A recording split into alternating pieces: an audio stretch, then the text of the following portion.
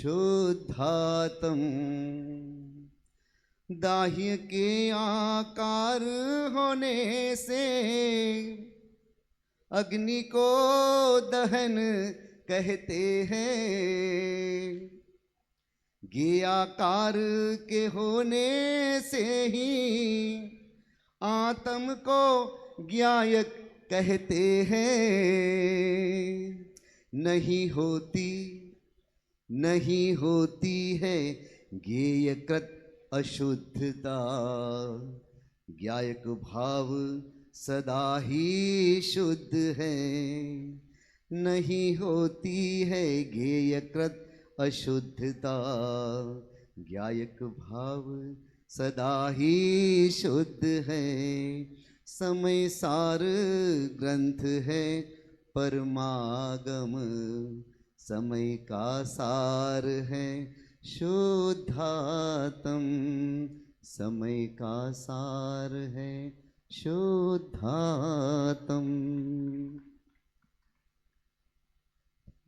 बहुत ही सुंदर एवं आध्यात्मिक भजन हमारे बीच प्रस्तुत किया पंडित श्री भरत भाई जी मेहता ने। मैं अभी से सत्र के संचालन के लिए आमंत्रित करता हूं पंडित पवित्र जी शास्त्री आगरा को।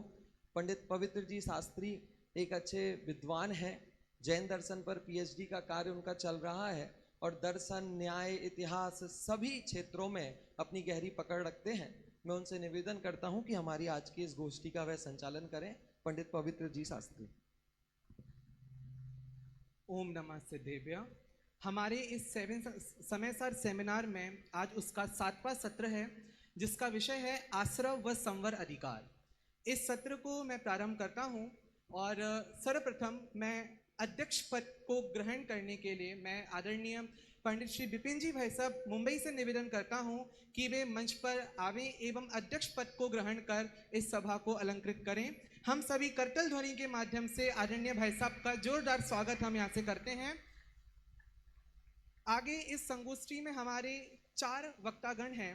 तो सर्वप्रथम मैं प्रथम वक्ता को मैं यहाँ पे बुलाता हूँ पंडित श्री चर्चित जी शास्त्री खनियाधाना। हम सभी जोरदार करतल ध्वनि के माध्यम से आदरणीय भाई साहब का बहुत बहुत स्वागत करते हैं। द्वितीय वक्त्री के रूप में मैं आमंत्रित करता हूँ आदरणीय विदुषी श्री स्वानुभूति जी शास्त्री मुंबई को। आप भी आवे एवं मंच पर अपना पद ग्रहण करें। हम सभी जोरदार करतल ध्वनि के माध्यम से आदरणीय दीदी का बहुत बहुत स्वागत करते हैं। करतल ध्वनि का मतलब होता है तालियां, तो आप सबकी तालियां मुझे दिखनी चाहिए। आगे तृतीय वक्ता के रूप में मैं आमंत्रित करता हूं पंडित श्री गौरव जी शास्त्री इंदौर को कि वे भी आवे एवं मंच पर अपना पद ग्रहण कर इस सभा को शोभित करें। हम सभी जोरदार करतल ध्वनि के माध्यम से आदरणीय भाई साहब का स्वागत करते हैं। आगे चतुर्थ वक्ता के रूप में मैं आमंत्रित करता हूं पंडित श्री देवेंद्र कुमार जी जैन बिजौलिया को कि आदरणीय भाई साहब मंच पर आवे एवं अपना पद ग्रहण कर इस सभा को शोभित करें। हम सभी जोरदार करतल ध्वनि के माध्यम से आदरणीय देवेंद्र जी भाई साहब का बहुत बहुत स्वागत करते हैं। आगे ज़्यादा विलंब न करते हुए मैं अपने इस सत्र को प्रारंभ करता हूं और इस सत्र के मंगलमय प्रारंभ के लिए हम सभी गुरुदेव श्री के मांगलिक को सुनेंगे और अपने इस सत्र को प्रारंभ करेंगे। मैं निवेदन करता हूं कि यहाँ से गुरुदेव श्री का मांगलिक प्रारंभ किया जाए।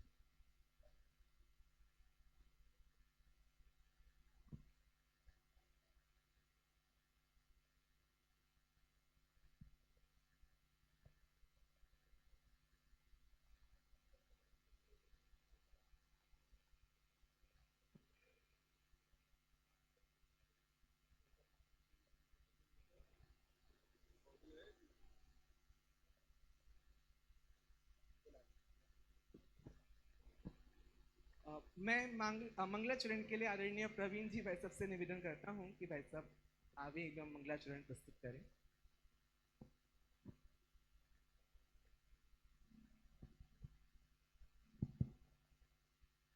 यद्यपि गुरुदेव श्री का ही मांगलिक होना है, लेकिन अभी शायद थोड़ा विलंब है, इसलिए यहाँ उन्हीं की समझ लो साक्षी में हम यहाँ मंगलमय मंगलाचरण प्रारंभ करते हैं।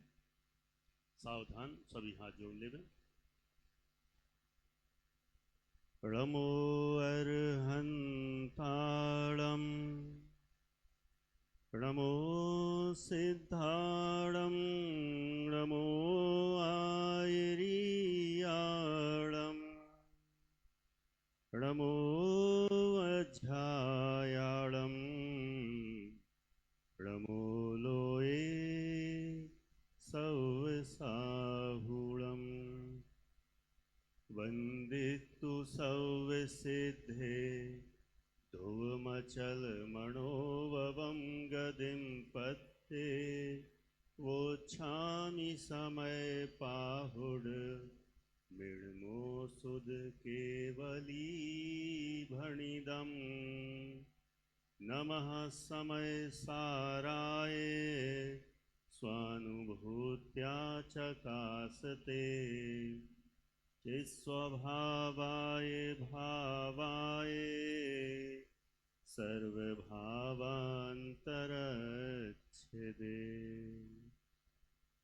धन्यवाद। बहुत बहुत धन्यवाद आदरणीय प्रवीण जी भाई सबका कि जिन्होंने इतने सुंदर मंगलाचरण से इस सभा का मंगलमय प्रारंभ किया। अब सर्वप्रथम वक्ता के रूप में मैं आमंत्रित करता हूं पंडित श्री चर्चित जी शास्त्री खनियाधाना को। मैं आपका परिचय दूं तो आदरणीय भाई साहब ने श्री टोडरमल दिगंबर जैन सिद्धांत महाविद्यालय से अपनी शास्त्री पूर्ण की है। आदरणीय भाई साहब को तत्ववेत्ता डॉक्टर हुकुमचंद भारिल पुरस्कार से भी सम्मानित किया गया है और वर्तमान में आदरणीय भाई साहब पंडित श्री बाल ब्रह्मचारी सुमत प्रकाश जी के सानिध्य में धर्म प्रभावना के कार्य में संलग्न है।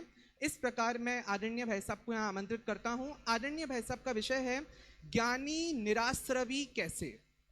इस विषय पर अपना वक्तव्य प्रस्तुत करने के लिए आ रहे हैं आदरणीय भाई साहब।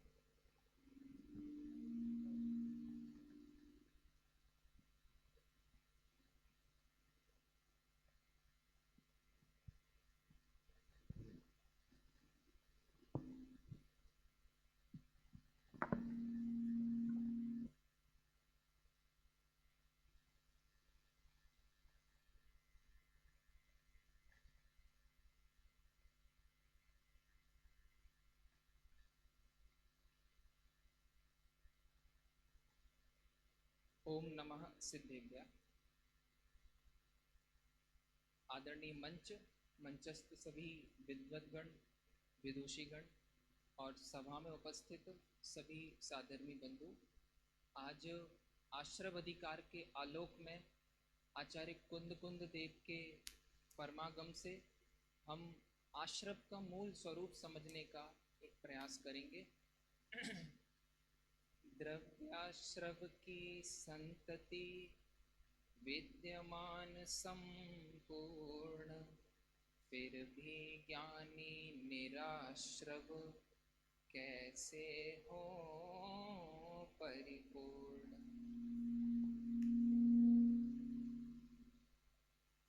आप आश्रव अधिकार की पृष्ठभूमि पे आज थोड़ा सा जरूर विचार कीजिए।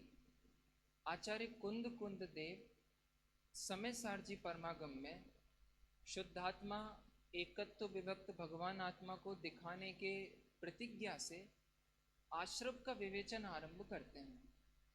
13वीं गाथा में लिखा है, बहुत ध्यान से सुनना आप, अगर आश्रव को भूतार्थ नय से नहीं जाना तो मिथ्यात्व दूर नहीं होगा, और आश्रव को यदि भूतार्थ नय से जान लिया तो मिथ्यात्व दूर हो जाएगा। मैं 13वीं गाथा को आज मैंने इधर याद करता हूँ। आश्रव को भूतार्थ नय से जानना क्या है? वास्तव में कर्णानि योग में आश्रव की चर्चा जिस रूप में आती है वो अत्यंत उपचरित है। दो द्रव्यों को परस्पर में संबंध करके समझाना, ये बहुत उपचरित बातें हैं। उद्गल की पर्याय और जीव की पर्याय कौन किसको करे, लेकिन छद्मस्थ अपने परिणामों को, अपनी अभिप्राय को, अपनी कषायों को नहीं समझ सकता। इसलिए कर्णानि योग की विवेचना कर्म जीव के परिणाम इस तरह से होती है। इसकी पढ़ाई अगर गलत रूप में की जाए तो जीव कर्मों से घबराने लगता है। ऐसा लगता है मुझे हर समय कर्म बंध रहे हैं और मुझे कर्मों को हटाना है। आचार्य कुंद देव इस परमागम में और आश्रव अधिकार आदि प्रसंग पे बोलते हैं, कर्म तो एक समझाने का तरीका था, वास्तव में तो जीव को स्वयं ही अपने अज्ञान से लड़ना है। आपको समझ में आ रहा है? इस बिंदु पे आप जरूर सोचना, उद्गल जीव को विकार नहीं कराता। कर्म मात्र कार्माण वर्गणा में पूर्ण गलन तो कर सकता है, लेकिन जीव में राग उत्पन्न करा दे ऐसी उसमें शक्ति नहीं है। तो आचार्य देव ने कर्णानियोग के आश्रम संबंधी इतने बड़े चैप्टर को, जिसमें षटखंडागम और कषाय पाहुड़ जैसे महान महान ग्रंथ लिखे गए, उसको परमार्थिक रूप से समझाने का एक बहुत ही अकल्पनीय प्रयास किया है।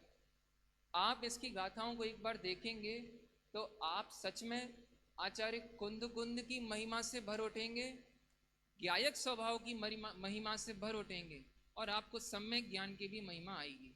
मैं थोड़ी सी गाथाओं के आधार से चर्चा शुरू करता हूँ। सबसे पहले आचार्य कुंद कुंद आश्रव अधिकार की गाथा क्रमांक 164 में पढ़ाते हैं कि आश्रव किसे कहना। तो जनरली परिभाषा है कर्मों का योग द्वार से आना, मन वचन काय के द्वार से द्रव्य कर्मों का आना आश्रव है। पर आचार्य कहते हैं ये असली आश्रम नहीं है। इसका कारण है मोहनीय कर्म, द्रव्य मोह, दर्शन मोहनी, चारित्र मोहनी कर्म 8 कर्मों के आश्रम का कारण है। तो 8 कर्मों का आश्रम मोहनी कर्म से होता है। तो बोलते ये भी आश्रम नहीं है, मोहनी कर्म तो जड़ है। असली आश्रम है जीव के अज्ञानमय, बहुत ध्यान से सुनना, अज्ञानमय मोह राग द्वेष के परिणाम से, और अच्छे शब्दों में कहें स्वभाव को भूलना, पर द्रव्य पर भावों में, विकारों में कर्ता कर्म, स्व स्वामित्व की कल्पनाएं होना, ये मूल आश्रव है। इसको समझाने के बाद अगली चर्चा उठाते हैं आचार्य। एक बात समझिए, मैं एक लिंक बनाता हूं, आप इसको जरा देखना। 8 कर्म आ रहे हैं। प्रश्न नहीं, 8 कर्म क्यों आ रहे हैं? क्योंकि मोह है इसलिए 8 कर्म आ रहे हैं। कौन है? मोह, दर्शन मोह, चारित्र मोह। प्रश्न, दर्शन मोह चारित्र मोह भी क्यों हो रहा है? क्योंकि जीव को मोह राग द्वेष के परिणाम है। अगली बात, तो इन आश्रमों को रोका कैसे जाए? सीधा सा उत्तर है अज्ञानमय मोह राग द्वेष के परिणाम अगर नहीं होंगे तो फिर दर्शन मोह चारित्र मोह का भी जीव को उदय उस प्रकार से नहीं आएगा, और 8 कर्मों का भी बंद नहीं होगा। तो मूल तो अज्ञानमय मोह राग द्वेष के परिणाम है। आप याद कीजिए, पिछले दिनों में बारंबार ये चर्चा आई है, उन भावों को आश्रम नहीं कहा। लड़ाई झगड़ा, खाना पीना, खेलना कूदना, 4 संज्ञा, ये आश्रम है ही नहीं। अभिप्राय और कषाय चौकड़ी, मिथ्यात्व और अनंतानुबंधी, अभिप्राय में करने की बुद्धि, अभिप्राय में पलटने की बुद्धि, मूल तो ये आश्रम है। आप इस बात पे गौर करना।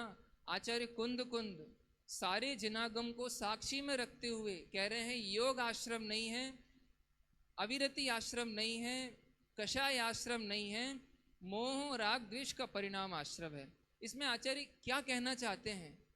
आप याद करो, बचपन में माँ बच्चे को जल्दी घर आ जाए तो उसको बोलते थे कि तू जल्दी आ जा, नहीं तो भूत पकड़ के ले जाएगा। आप लोगों ने सुना होगा, बाबा पकड़ के ले जाएगा, हौवा पकड़ के ले जाएगा। आपने कभी उन बाबा और हौवाओं का परिचय किया है? कभी आपको रास्ते चलते मिले आज तक? नहीं ना। ये 8 कर्मों को कभी आपने आते हुए देखा है? इस दरवाजे से आ रहे हो कि उस दरवाजे से आ रहे हो कि उस दरवाजे से आ रहे हो? ये तो जिनवाणी ने कर्णानियोग में एक सूचना भर दी थी। असलियत में तो जीव में जो मिथ्यात्व अनंतानुबंधी का परिणाम होता है वो आश्रव है, और उसके फल में क्रोध मान माया लोभ 9 कषाय आदि आश्रव होते हैं। ठीक है, थोड़ा सा आगे बढ़ता हूं। आचार्य देव इस आश्रव अधिकार में कहते हैं ज्ञानियों को बंद नहीं होता। क्या बोलते हैं? ज्ञानियों को बंद नहीं होता।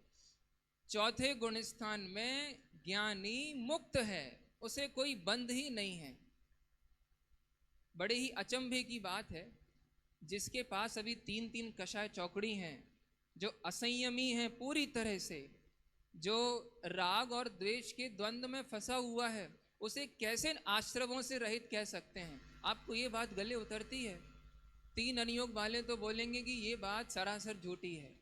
आचार्य कहते हैं सुनो, उस ज्ञानी के अभिप्राय और उस ज्ञानी की परिणति पे देखो। वो जहां बैठा हुआ है उसे ध्रुव स्वभाव के सामने केवल ज्ञान जैसी निर्मल पर्याय नहीं दिखाई देती, तो मोह राग द्वेष की विकारी पर्याय क्या दिखाई देगी? तो अभिप्राय के आश्रमों से निवृत्त है, मिथ्यात्व अनंतानुबंधी से निवृत्त है, इसलिए ज्ञानी निराश्रव है। दूसरी बात, आप सभी इस प्रकरण को पढ़ेंगे तो आपको बहुत आनंद आएगा। कर्मों की बंधन योग्य 120 प्रकृतियां होती हैं। तो यहाँ कह रहे हैं उस जीव ने जो अनंत संसार को बांधने वाली एकेंद्रिय, स्थावर, निगोद, साधारण, विकलेंद्रिय, हुंडक संस्थान, नरक गति, नरक गत्यानुपूर्वी, ऐसी जबरदस्त प्रकृतियों की तो उन्होंने समझ लीजिए बंध विच्युति कर दी है। जो अनंत संसार को बांधने वाले कर्म हैं आज वो है ही नहीं उसके, और जो थोड़ा सा अल्प स्थिति अनुभाग वाला कर्म है वो तो भागता हुआ चोर है। इसीलिए अभिप्राय से देखो तो वो अपने को सिद्ध समान निराश्रव देखता है, और उसकी परिणति से देखो तो अनंत संसार का आश्रव तो है ही नहीं। आप जरा एक बार इसकी उदाहरण बनाएं। एक व्यक्ति के ऊपर 50 साल तक केस चला कि इसने भारत के राजकोष में से करोड़ों रुपए चुराए हैं, और आज वो जेल के तय खाने में हवा खा रहा है। 50 वर्षों तक उस पर केस चला, और अंतिम दिन सुनवाई हुई तो ये निर्णय हुआ कि ये निर्दोष है, ये निर्दोष है। अब मुझे बताइए, उसे उस समय बेड़ियों में है, पुलिस वालों के बीच में है, उसे मुक्ति का आनंद आएगा कि नहीं आएगा? बताइए, आएगा ना? सोचिए, उस समय गवर्नमेंट की छुट्टी पड़ गई, 2 दिन और विलंब हो गया, किसी का अवसान हो गया बड़े गवर्नमेंट के मंत्री का, तो 2 दिन और बढ़ गए, वो 5 दिन तक जेल में रहा। वो 5 दिन तक जेल में आनंद में रहा होगा कि दुख में रहा होगा? ऐसे ही जिसका अभिप्राय एकदम सिद्धों समान निर्मल हो गया, जिसके जीवन में उसे अपने जीवन का सर्वस्व ध्रुव गायक स्वभाव मिल गया, अब उसकी बंध धारा अज्ञानियों जैसी कैसे होगी? तो आचार्य कुंद ज्ञानी को निराश्रवी बोल के एक बहुत बड़ी जीवन की प्रेरणा प्रस्तुत करते हैं। आगे चलते हैं तो आचार्य कहते हैं ऐसी क्या बात है कि उसको आश्रम नहीं होता? वो कहते हैं उसका श्रद्धान इतना दृढ़ है कि आज के बाद जीवन काल में कभी भी वो सम्यक दर्शन निर्णय होने के बाद वो कभी भी परद्रव्य का स्वामी नहीं बनेगा। परद्रव्य के लक्ष्य से कर्ता कर्म की भ्रांति जन्म नहीं लेगी उसको। ऐसे निर्मल श्रद्धान वाले को भावाश्रम नहीं होने से द्रव्य मोह नहीं, और द्रव्य मोह नहीं होने से 8 कर्मों का बंध भी नहीं। आगे चल के और बात करते हैं। तो जो पहले कर्म बंध गए थे उनकी तो तकलीफ होगी ना। तो बोले आप जिनवाणी से नहीं, वस्तु स्वरूप देख के बोलो और ज्ञानी के अभिप्राय देख के बोलो। सच्ची बात तो ये है कि एक परमाणु भी जीव को दुखी देने में समर्थ नहीं है। कर्णानियोग का भी यथार्थ यही है, कर्म जीव से नहीं बनते, कर्म कार्माण शरीर से बनते हैं। क्योंकि बंधने के लिए स्पर्श गुण चाहिए और जीव में तो अमूर्तिक गुण है। तो कार्माण शरीर से बंधने वाले कर्म निमित्त भी कब कहे जाते हैं? जब जीव में मोह राग द्वेष अज्ञान पूर्वक हो। इसीलिए सत्ता में पड़े हुए कर्मों का भी वो ज्ञाता ही है, और वे कर्म बिना फल दिए खिर जाते हैं, वे द्रव्य प्रत्यय फल नहीं देते। इस तरह आचार्य ने 166 से 169 4 गाथाओं में तो ज्ञानी की महिमा की है। मैं बहुत ताज्जुब करता हूं। एक संयमी, एक 3 कषाय चौकड़ी के अभाव में आनंद भोगने वाले निर्मल भावलिंगी संत, एक असंयम की भूमिका में रहने वाले ज्ञानी जीव की तारीफ कर रहे हैं। आप बताओ तो सही, सम्यक चारित्रवंत सम्यक दर्शन की प्रशंसा कर रहे हैं। भैया सम्यक चारित्र तो फल है, बिना बीज के फल कैसे आएगा? आचार्य कुंद कुंद ने अपने समस्त परमागमों में एक स्वर से चारित्र से पहले सम्यक दर्शन की प्रशंसा की है, इसीलिए यहाँ ज्ञानियों को निराश्रय प्रूफ कर रहे हैं। लेकिन अगली 170 से 172 इन 3 गाथाओं में एक विचक्षण चर्चा आती है। ज्ञानी अगर ये माने मैं निराश्रय हूँ, तो अब ज्ञानी प्रमादी होगा कि पुरुषार्थी होगा? मेरे को तो कोई आश्रम नहीं है। तो आचार्य ने कहा अभी तुम्हारे जीवन में ज्ञान गुण का जघन्य परिणमन है। आचार्य ने एक टर्म लिया यहाँ, ज्ञान गुण का जघन्य परिणमन, क्षायोपशमिक भाव। इसका अर्थ क्या है? स्वरूप में लीन नहीं हो, इसीलिए ज्ञान गुण जघन्य परिणमन कर रहा है। ये कॉन्सेप्ट थोड़ा सा समझना चाहिए, ये सांकेतिक भाषा है। ज्ञान गुण 12वें गुण स्थान तक एक गेय से दूसरे गेय पे जाता है। क्षायोपशमिक भाव जब तक है तब तक संक्रांति कहते हैं इसको, या उपयोग का एक गेय से दूसरे गेय पे पलटना। ज्ञान का जानना तो स्वाभाविक भाव है, लेकिन ज्ञान जिस कारण से एक गेय से दूसरे गेय पे जाता है, ये राग को सूचित करता है। काय को सूचित करता है? राग को। तो ज्ञानियों को कहते हैं तुम्हारा ज्ञान ज्ञायक में स्थिर है या गेयों में भटक रहा है?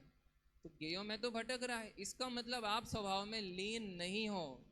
बुद्धि पूर्वक का राग मिट गया है, लेकिन अबुद्धि पूर्वक का राग भी कोई आनंददायक परिणाम नहीं है।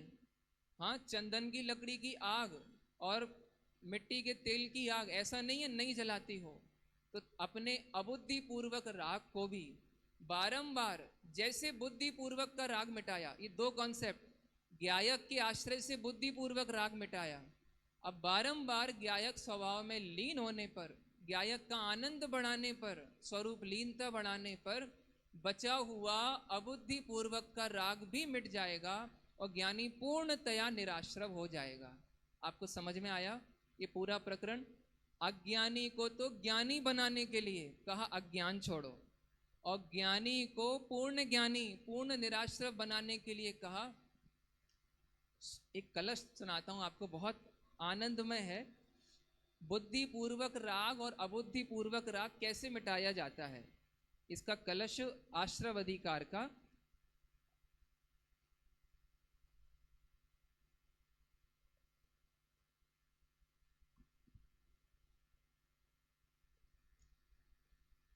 देखिए 116 नंबर का कलश है, बहुत मार्मिक कलश है। स्वयं सहज परिणाम से कर दीना परित्याग, सम्यक ज्ञानी जीव ने बुद्धि पूर्वक राग। ये बुद्धि पूर्वक राग क्या है? ये है हमारे हाथ की बात। आपको जहाँ जहाँ अपने अभिप्राय की गलती नजर आती है, पूरी दम लगा के उसको दूर कर दो। पर का स्वामित्व, पर्याय में फेर फार करने की बुद्धि, विकारों को देख के बार बार दीनता है, ये सब बुद्धि पूर्वक का विकार कहलाता है।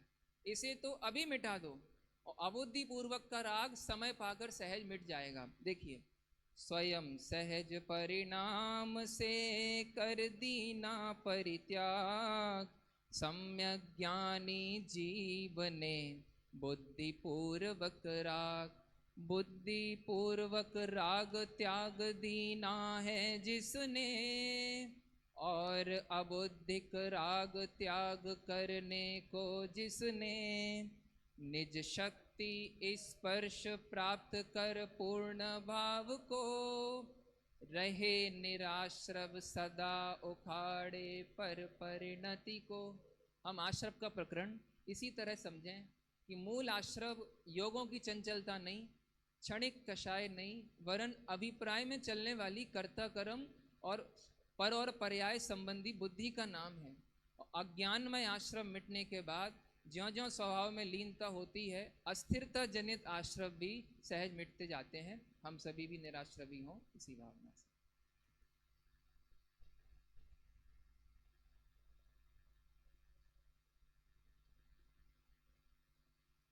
बहुत बहुत धन्यवाद आदरणीय चर्चित जी भाई साहब का, कि जिन्होंने इतने सुंदर प्रकार से हमें ये समझाया कि ज्ञानी निराश्रव कैसे होते हैं।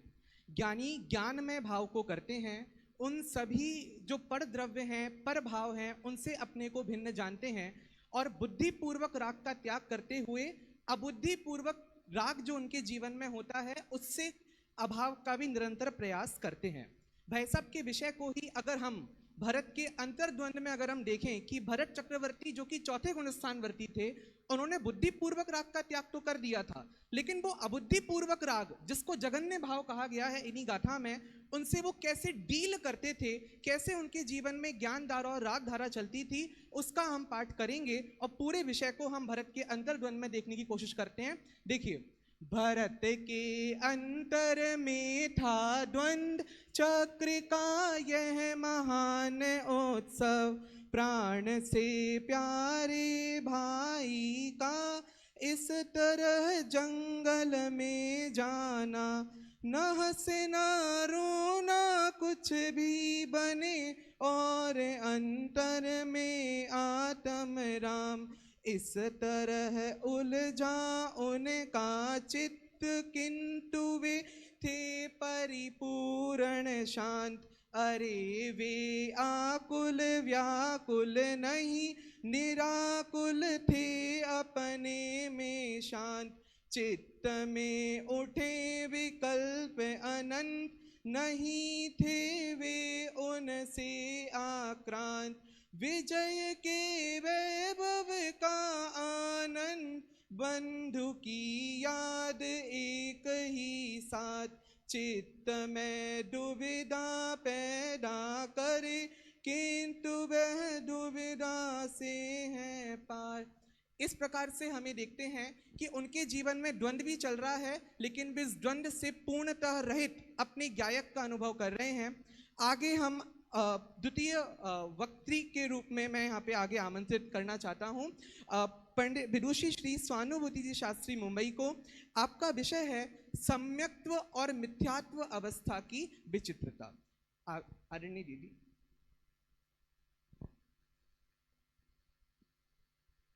जय जिनेंद्र सभी को। ये आश्रव अधिकार की जो 8 गाथाएं जिनके ऊपर हमको आपको एक फीलर देना है, आज इसके ऊपर हम कुछ एक्सपेरिमेंट करेंगे, हम इसे महसूस करेंगे। और जैसे कि अमृत चंद्राचार्य ने कुंद कुंदाचार्य के समयसार में नाटकीय तत्व देखे थे, मुझे भी इसमें बहुत सारे नाटकीय तत्व नजर आते हैं। इसलिए इन सारी गाथाओं को मैं 3 एक्सपीरियंसेस के साथ यहाँ पर पेश करूंगी। पहले में है थ्रिल, दूसरे में है सस्पेंस और तीसरे में है हॉरर। ये गाथाओं का कंक्लूजन है जो मैं आपको बता रही हूँ। खजाना लुटाया है आचार्य कुंद कुंद ने, खजाना लुटाया है। इसमें से यदि एक रत्न भी हमारे पल्ले पड़ गया, आज अनुभूति में आ गया, तो समझ लेना दृष्टि बदल जाएगी, और दृष्टि बदल गई जिसकी, उसकी तो सृष्टि बदलनी ही बदलनी है।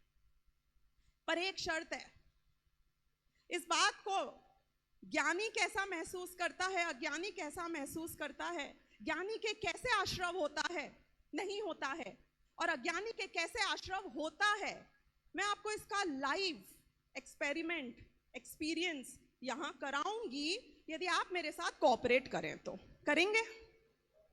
ठीक है, बहुत बढ़िया। जितने लोगों को नींद आ रही है वो लोग खड़े हो जाएं। सही में पक्की बात है? किसी को नींद नहीं आ रही है? Definitely okay. सबसे पहले मैं आप लोगों से एक रिक्वेस्ट करूंगी, कैसे अज्ञानी के आश्रव होता है ये समझने के लिए आप सभी लोग हाथ जोड़ें और मुझसे जय जिनेंद्र करें। जो जय जिनेंद्र नहीं करेगा उसको ये बात समझ में नहीं आएगी कि अज्ञानी के आश्रव कैसे होता है। हाथ ऊपर करके जय जिनेंद्र करें, अच्छे से दिख नहीं रहा है मुझे, जोर से बोलें। बहुत बढ़िया। मैंने आपके सिर के ऊपर बंदूक रखी थी, तो मैंने आपको ऐसा क्या किया जो आपको जय जिनेंद्र करने पे मजबूर होना पड़ा? बताइए क्या किया मैंने ऐसा? मैं तो यहां खड़ी हूं और ये स्टेज और हम लोग आपके लिए मिट्टी के ढेले हैं। पूछो क्यों? क्योंकि मैं कितना ही चिल्लाऊं और हम कुछ भी करें, जिसको सोना है वो सोता है और जिसको जाना है वो जाता है। जिसको नहीं सुनना है वो अपने मोबाइल में चला जाता है। वो भी तो एक अपने अंदर दुनिया है ना, जिसमें हम ऐसे व्यस्त हो जाते हैं कि बम फट जाए तो पता ना चले। तो ऐसा क्या हुआ जब मैंने आपसे कहा कि जय जिनेंद्र करो और आपने जय जिनेंद्र कर लिया? बताइए। मेरे बोलने की वजह से किया? क्या आप जय जिनेंद्र करना चाहते थे तो आपने किया? यहां पे जो मुख्य बात आचार्य कुंद कुंद ने बताई वो है उपयोग का प्रयोग। जिन लोगों ने, जिनके उपयोग में, जिनने मेरी बात सुनी, जिनका उपयोग मेरी बात पर आया, और सिर्फ आया ही नहीं, आके चला नहीं गया, टिका, वहीं रहा, आप मुझसे बंध गए, आप मेरे वश में हो गए। अज्ञानी को ऐसे आश्रव होता है कि जैसे कर्म का उदय आता है वो अपने उपयोग को अपने अज्ञान के कारण उसमें रमाता है और उसके इशारे पे नाचता है। अच्छा नहीं लग रहा होगा ना सुन के, आप मेरे इशारे पे नाचे, पर हम यही कर रहे हैं। ये तो था थ्रिल, अब सुनना सस्पेंस। एक एक गाथा का अर्थ आएगा इसमें से आखिरी में, आखिरी 5 मिनट में। कहानी में है ट्विस्ट, और ट्विस्ट क्या है? देखने में ऐसा लग रहा है कि मैं हूं लीडर, मैं हूं नेता और आप हैं फॉलोअर, मैं जैसा बोलूंगी आप वैसा करोगे। यानी कि जैसा कर्म का उदय आएगा वैसे वैसे जीव उसको फॉलो करेगा। लेकिन फैक्ट क्या है आप जानते हो? शाम को प्रवीण जी से पूछना, लेकिन अभी मैं बता देती हूं। ये बहुत बड़ा सस्पेंस खुलने जा रहा है हम सबके लिए, कि हमें ऐसा लगता है कि जैसा कर्म उदय में आते हैं वैसे ही जीव के रागादि भाव होते हैं। लगता है कि नहीं लगता है? लगता है ना, पक्की बात। मगर ऐसा नहीं है। एक बात बताओ, मैं गाड़ी यहाँ पे ऑन कर देते हैं बाहर, उसमें बैठती हूँ ड्राइविंग सीट के ऊपर, गाड़ी चालू है, गाड़ी में पेट्रोल भरा हुआ है, आपने मुझे देखा, 1 घंटे बाद मैं कहाँ पे मिलूंगी? चालू गाड़ी में बैठी हुई हूं ड्राइविंग सीट के ऊपर, मैं 1 घंटे बाद आपको कहां मिलूंगी? हाँ, अहमदाबाद मिलूंगी कि बड़ौदा मिलूंगी, कि डिपेंड करेगा कि किस डायरेक्शन में गाड़ी गई है। 1 घंटे बाद यदि मैं वहीं नजर आऊं तो उसका मतलब क्या है? कि मैंने एक्सीलरेटर को दबाया ही नहीं। यदि कदाचित एक्सीलेटर को थोड़ा बहुत दबाऊं और गाड़ी को गियर में ही नहीं डालूं तो भी गाड़ी आगे नहीं बढ़ेगी। ये है ज्ञानी। क्या है ज्ञानी? ज्ञानी के कर्म उदय में आ रहा है, नो डाउट अबाउट इट, गाड़ी चालू है, लेकिन क्योंकि गाड़ी अज्ञान के गियर में नहीं है, क्योंकि ज्ञानी उस चालू गाड़ी में एक्सीलरेटर के ऊपर पैर रख के दबाता नहीं है, क्योंकि उसकी प्रतिक्रिया नहीं हो रही है। किसने बोला कि चालू गाड़ी में मुझे बिठा दो तो मुझे गाड़ी चलाना जरूरी है? Not compulsory. अब एक बात बताइए, जब एक्सीलरेटर पे पैर रखते हैं गाड़ी कब चलती है? बहुत ध्यान से सुनना इस बात को, अगली 4 गाथाएं समझ में आ जाएंगी। जब हमने एक्सीलरेटर के ऊपर पैर रखा तो गाड़ी कैसे चली? मेरे पैर दबाने से चली कि एक्सीलरेटर के दबने से चली? गाड़ी कैसे चलती है भाई? तो सुनो, गाड़ी चलने का निमित्त है एक्सीलरेटर का दबना, नए कर्म बंधन का निमित्त है कर्म का उदय। लेकिन जब तक मैं एक्सीलरेटर को दबाऊं नहीं तब तक एक्सीलरेटर अपने आप दबता ही नहीं है, यानी कि गाड़ी चलती ही नहीं है। तो जब तक ज्ञानी राग ना करे या जीव राग ना करे तब तक उदय में आया हुआ कर्म नए कर्म को बांध नहीं सकता है। तो क्रिटिकल क्या हुआ? गाड़ी चलेगी कि नहीं चलेगी ये किस पे निर्भर हुआ? किस पे निर्भर हुआ? कि मैं अपने पाँव को दबाता हूं कि नहीं दबाता हूं। अब जो मैंने आपसे सस्पेंस की बात करी थी, जो बहुत टेक्निकल और बहुत ही सुंदर बात है, वो ये है कि जब मैं पैर दबाता हूं वो निमित्त बनता है एक्सीलरेटर के दबने का, उल्टा नहीं है। मेरा एक्शन मिरर होता है एक्सीलरेटर के दबने में, एक्सीलरेटर का दबना मिरर नहीं करता है मुझे। समझ में आई आपको दोनों में डिफरेंस की बात? नहीं आई अभी? सुनो, एक आईना है सामने और हम खड़े हैं उसके सामने। मैं आईने में कैसा दिख रहा हूं वो मेरे पे निर्भर करता है कि मैं कैसा हूं, ये आईने पे निर्भर करता है। उल्टी बात है ना? यानी कि भगवान नेमिनाथ ने कह दिया, उनकी वाणी में आ गया कि द्वारिका जलेगी। इसलिए द्वारिका जली कि द्वारिका जलेगी, इसलिए उनके ज्ञान में झलका के जलेगी।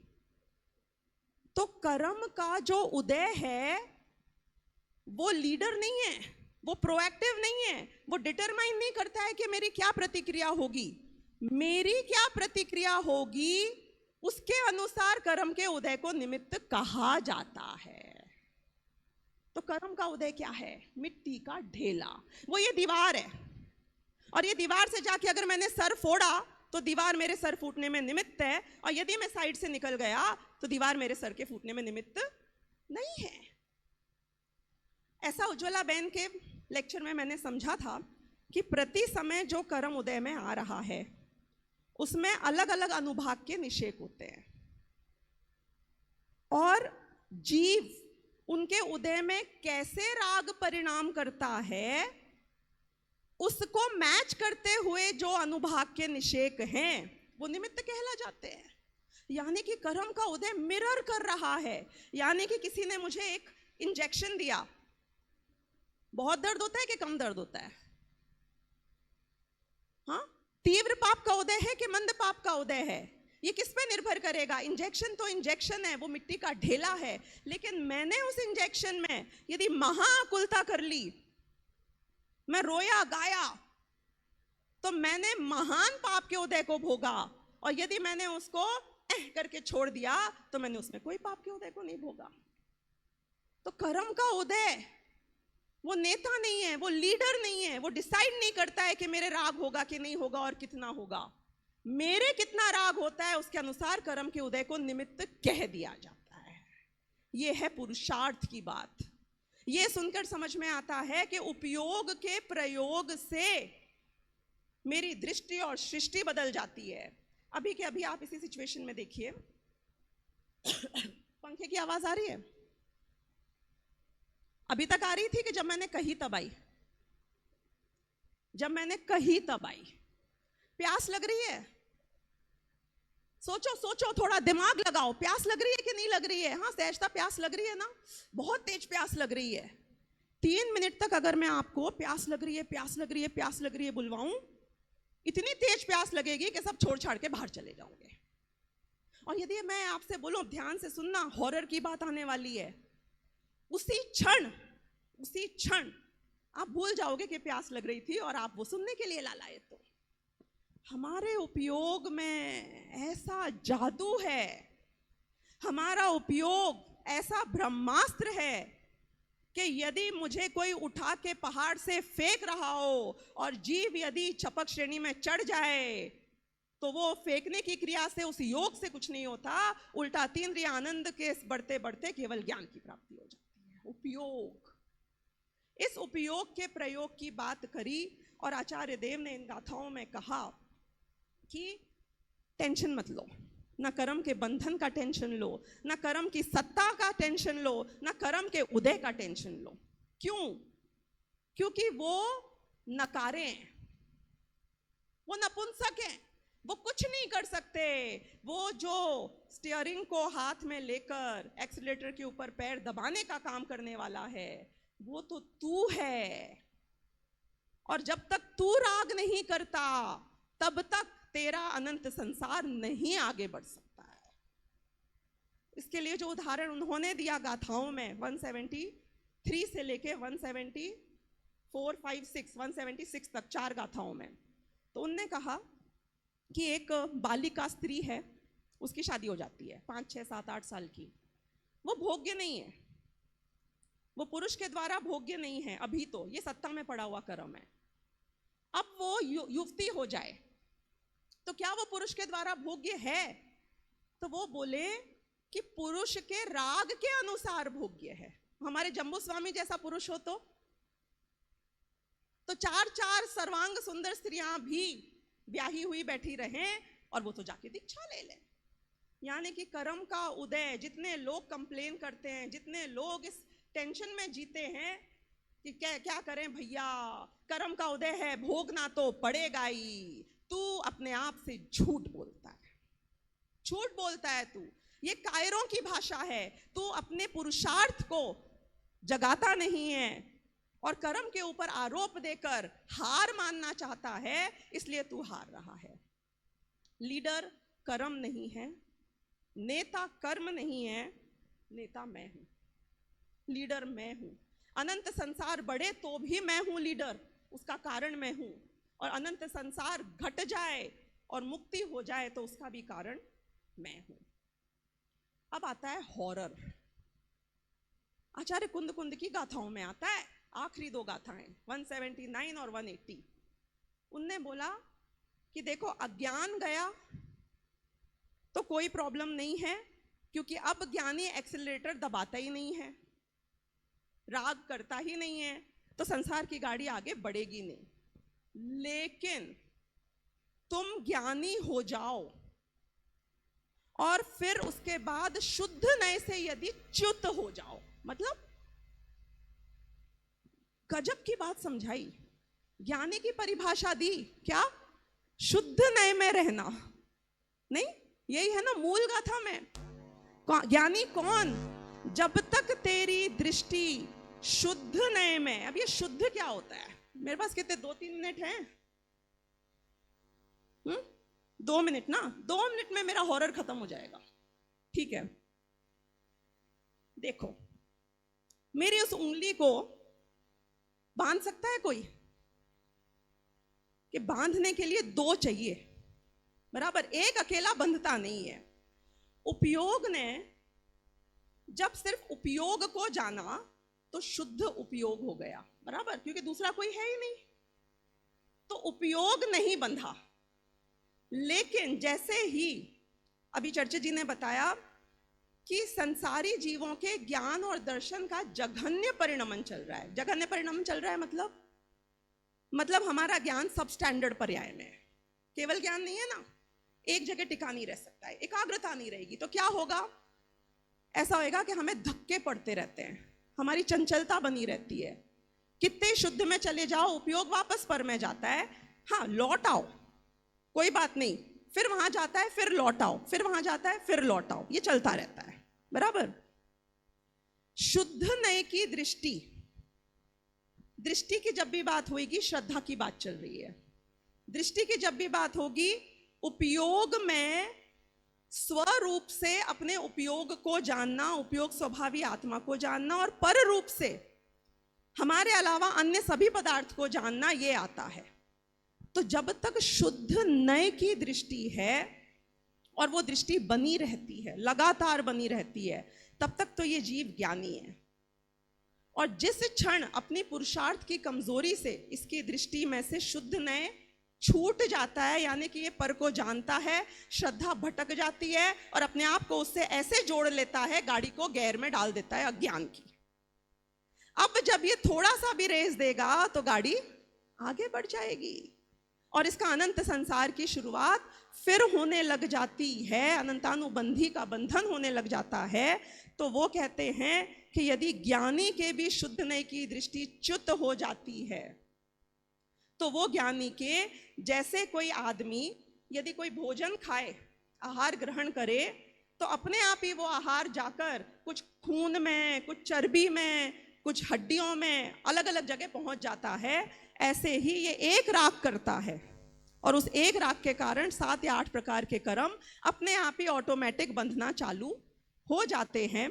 तो इस तरीके से हमने इन सभी गाथाओं का निष्कर्ष ये समझा कि ड्राइवर सीट पे मैं हूँ, अज्ञान के गैर में संसार की गाड़ी मत डालो, एक्सेलरेटर पर राख का पैर मत दबाओ, तो हम मुक्त हो जाएंगे और हमारा संसार नष्ट हो जाएगा। ऐसे ही ज्ञानी निराश्रव है, लेकिन अज्ञानी कोई उसे छूता तक नहीं है, पर उसके वश में स्वयं आता है और मिट्टी के ढेले से अपना सिर फोड़ लेता है और फिर कहता है कि हाय कर्मों ने मुझे बांध लिया।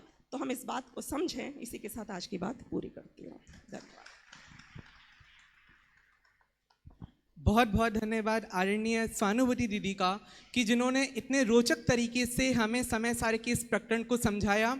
आदरणीय दीदी परमागम ऑनर्स के द्वारा, जो कि शास्त्रीय महाविद्यालयों के द्वारा जो शास्त्री का अध्ययन रेगुलर मोड में कराया जाता है, वही परमागम ऑनर्स के द्वारा ऑनलाइन मोड में करवाया जाता है।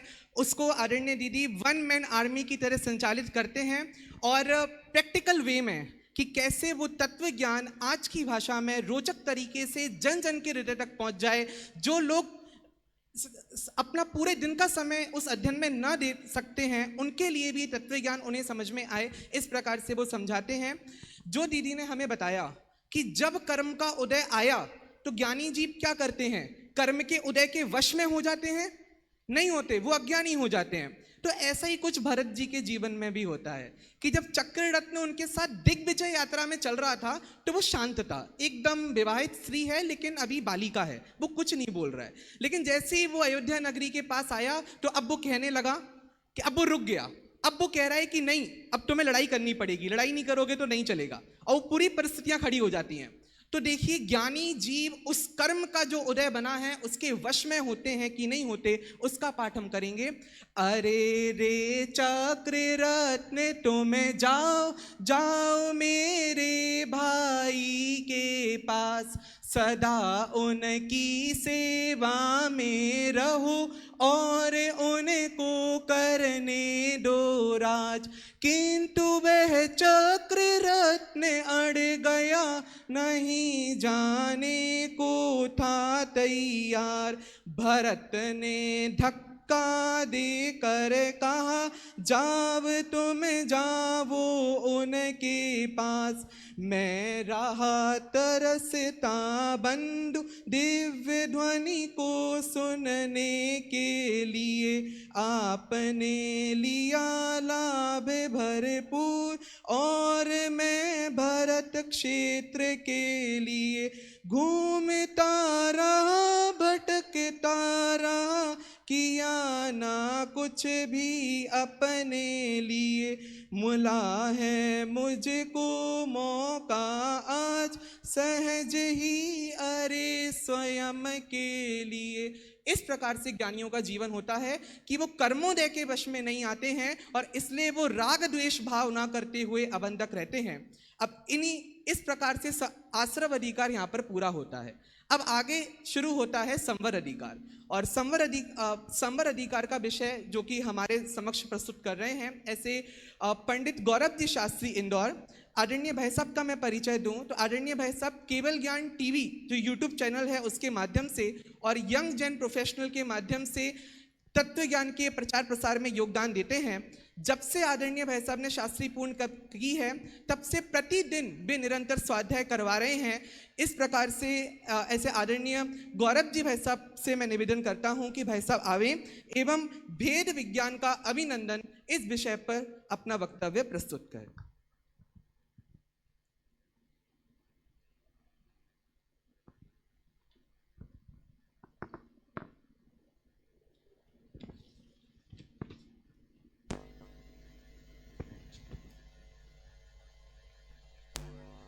आत्मज्ञानं स्वयं ज्ञानं ज्ञानादन्यत् करोति किं, परभावस्य कर्तात्मा मोहोऽयं व्यवहारिणाम्।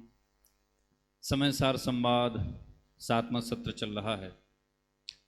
विगत दिनों से सभी समय सार के ऊपर चर्चा सुन रहे हैं। वास्तव में समय सार प्रत्यक्ष में आत्मा का अनुभव कराने वाला ग्रंथ है, इसलिए समय सार की इतनी महिमा गाई गई है। संवर अधिकार आश्रव अधिकार पूर्ण हुआ और संवर अधिकार का प्रारंभ हुआ। समय सार में जीवाजीव अधिकार है, वहाँ स्वभाव और प्रभाव में भेद करा करके एकत्व और ममत्व छुड़ाया है। कर्ता कर्म अधिकार में भोक्तत्वपना छुड़ाया, कर्तापना और भोक्तापना छुड़ाया है। उसके बाद आता है अपना पुण्य पाप अधिकार। पुण्य पाप अधिकार में पाप के समान ही पुण्य भी बंध का कारण है, ये बात आई है। और फिर आगे आश्रव अधिकार में दोनों ही संसार के कारण हैं, उस प्रकार की बात करके संपूर्ण अधिकार का सार ये है कि भेद विज्ञान करना है, भेद विज्ञान की प्रेरणा दी गई है। प्रश्न खड़ा होता है कि भेद विज्ञान क्यों करना है, क्या जरूरत क्या है भेद विज्ञान की, जीवन में कौन सी कमी है, क्या समस्या आ रही है कि हम भेद विज्ञान की तरफ भागें, गर्मी में, बरसात में, सर्दी में। तो छेड़ाला में छेड़ालाकार जी ने कहा है कि जे त्रिभुवन में जीव अनंत, सुख चाहें दुख तें भयवंत। यदि आप सुख चाहते हो और दुख को भगाना चाहते हो, जैसा जीव का लक्ष्य है, जीव क्या चाहता है, सुखी होना चाहता है और दुख को मिटाना चाहता है, तो उसका उपाय है भेद विज्ञान। और ये जो संवर अधिकार है, समय सार का सबसे छोटा अधिकार है और भेद विज्ञान की महिमा को बताने वाला सबसे विशेष अधिकार है। इसलिए उसकी गाथाओं को लिखने के पहले, आचार्य कुंद देव की गाथाओं के पहले उत्थानिका में ही आचार्य अमृतचंद्र देव ने कह दिया कि ये तो भेद विज्ञान के अभिनंदन का अधिकार है। उन्होंने कहा कि ये भेद विज्ञान का अभिनंदन होगा इसमें। और 127वें कलश में जो 186वीं गाथा आई है, उसके बाद तो भेद विज्ञान की उन्होंने विधि ही बता दी। हम उसको सार रूप में कहें तो जो प्रस्तुत अधिकार है संवर अधिकार, मानो साक्षात आत्मा का अनुभव कराने वाला है। अब आत्मा का अनुभव कराने वाला है तो कैसा क्रम कैसा दिया है कि सुखी होना है तो भेद विज्ञान करना पड़ेगा। भेद विज्ञान का अर्थ क्या है, मैं सौ हूँ, बाकी सारा जगत कैसा है, पर है। इसका नाम भेद विज्ञान, जिसे स्वभाव और विभाव के नाम से जानते हैं। भेद विज्ञान से क्या होगा, तो भेद विज्ञान से शुद्ध आत्मा की उपलब्धि होगी, जिसे आत्मा के अनुभव के नाम से जानते हैं। कि आत्मा के अनुभव से क्या होगा, बोले आश्रव का निरोध होगा, आश्रव का अभाव होगा। आश्रव के अभाव से क्या होगा, बोले संवर होगा, और संवर के कारण से ही तो मोक्ष होगा। अब उसको उल्टा क्रम पकड़ लो कि संवर होगा तो वो आश्रव पूर्वक होगा, अर्थात आश्रव का अभाव होगा। आश्रव होगा अर्थात शुद्ध आत्मा की प्राप्ति होगी। शुद्ध आत्मा की प्राप्ति कैसे होगी, कि जब उसे भेद विज्ञान होगा। और भेद विज्ञान कैसे होगा, सौ और पर को अलग अलग जानने से और श्रद्धान करने से होगा। सार रूप में एक लाइन में हम बात कहें तो पूरी कहानी संवर अधिकार में सुख प्राप्ति की है, आपके स्वर्ग जाने की कोई बात नहीं है। सुख कैसे प्राप्त हो, उस सुख में भी सच्चा सुख कैसे प्राप्त हो, उसकी बात है, और दूसरी बात यहाँ नहीं कही गई है। मुझे बोलने के लिए 9 गाथाएं दी गई हैं। 181, 82, 83 3 का जोड़ा, 84, 85 2 का जोड़ा, 86 1 सिंगल, और 87, 88, 89 3 का जोड़ा। ऐसी 9 गाथाएं हैं, जोड़े में ऐसी लिखी हैं, इसलिए मैंने जोड़े से बताई हैं। तो 181, 82, 183 इस गाथा में क्या कह रहे हैं कि उपयोग में उपयोग है, क्रोध में क्रोध है। मतलब उपयोग में क्रोध नहीं है और क्रोध में उपयोग नहीं है। उपयोग यानी ज्ञान, ठीक है। उपयोग में उपयोग है और उपयोग में क्रोध आदि नहीं है। फिर 182वीं गाथा ली, तो 182वीं गाथा में क्या कह रहे हैं कि जो ये ज्ञान वर्णादि रूप जो 8 कर्म है ना, ये 8 कर्म और 9 कर्म शरीर आदि, ये 8 कर्म आदि और शरीर आदि 9 कर्म, ये 8 कर्म 9 कर्म 9 कर्म में है, इनमें उपयोग नहीं है, और उपयोग उपयोग में है, इसमें कर्म और 9 कर्म नहीं है। फिर आगे की गाथा क्या ली, 183 नंबर की, उसमें कह रहे हैं कि जो जीव इस बात को जान लेता है, अर्थात इस सही बात को जान लेता है, शब्द दिया है अविपरीत ज्ञान, मतलब विपरीत ज्ञान से जो रहित हो जाता है, उस सही बात को जान लेता है, तो कह रहे हैं वह वास्तव में भेद विज्ञान की प्राप्ति करता है, अर्थात सम्यक दर्शन की प्राप्ति होती है, सच्चे सुख की प्राप्ति होती है, और सच्चा सुख भेद विज्ञान से ही होता है। अब देखो उसमें कुछ तर्क दिए हैं, विषय बहुत लंबा है, समय कम है, थोड़े कहे को बहुत समझना और इशारे में समझना, क्योंकि मैं पूरी गाथाएं कवर करूंगा। अब देखो क्या कहा, उपयोग यानी ज्ञान, और क्रोध आदि कि सब क्रोध है, तो क्रोध है आत्मा का विकार, मतलब आत्मा का स्वभाव नहीं है। उसमें टेक्निकल भाषा में ऐसा दिया है, वो शब्द दिया है आधार आधेय संबंध, मतलब जिसका आधार होता है उसी द्रव्य में उसका आधेय होता है। तो यहाँ ज्ञान में घटाया, तो ज्ञान में क्या घटाया कि ज्ञान का जानन क्रिया तो है इसमें आधार, और ज्ञान है आधेय। क्यों? ज्ञान का काम जानना है, तो ज्ञान जानता है, इसलिए ज्ञान ज्ञान का है, वह क्रोध आदि का नहीं है। और क्रोध आदि का काम क्या है कि वे पुद्गल के विकार हैं, वे विकारी हैं, इसलिए क्रोध के आश्रय से क्रोध उत्पन्न होता है और ज्ञान के आश्रय से ज्ञान उत्पन्न होता है। इसलिए उपयोग उपयोग में है, अर्थात ज्ञान ज्ञान में है, और क्रोध आदि में है। इससे हमारा माथा बहुत हल्का हो जाता है। क्या हल्का हो जाता है कि हमारे माथे पे जो बोझ रहता है कि विकार मेरा बिगाड़ करेंगे, सुधार करेंगे, तो कह रहे कोई कुछ नहीं करेगा, ना ये विकार तुम्हारा बिगाड़ करेंगे ना सुधार करेंगे। क्यों? ज्ञान ज्ञान में है, उपयोग उपयोग में है, अर्थात ज्ञान उपयोग एक ही बात है, और ज्ञान का काम जानना है, इसलिए ज्ञान और जान